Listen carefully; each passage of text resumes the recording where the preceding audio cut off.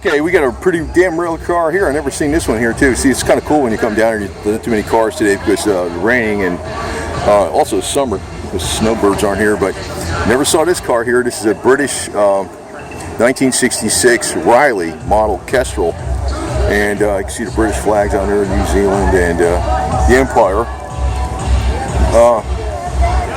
Right-hand drive, just like my Suzuki. Sweet, it's like all original.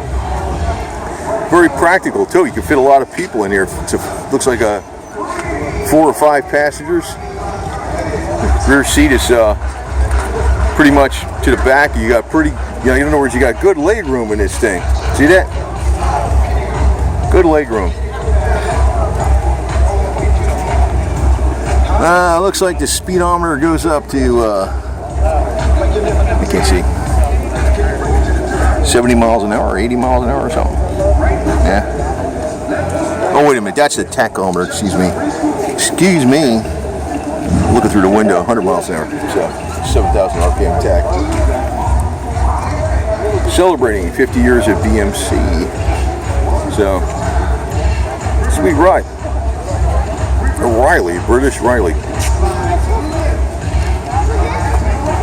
You know, this thing is a really practical car. I mean, you got a lot of room in that back seat. Plus, when you put something in the trunk, it goes, deep in there. Even though it goes right up to the back of the seat. You know, this is one of the advantages of not having all these airbags and side airbags and all that kind of stuff. Because this car is very light. I'm sure it's very fuel efficient because of the lightness. And the weight, right? I mean, the weight. These new cars, they got so many safety features in them. They're actually, less fuel efficient for that reason. And you got less room in them, and way more complicated. This thing's beauty, man. It's a lot safer than a motorcycle. I'll tell you that right now.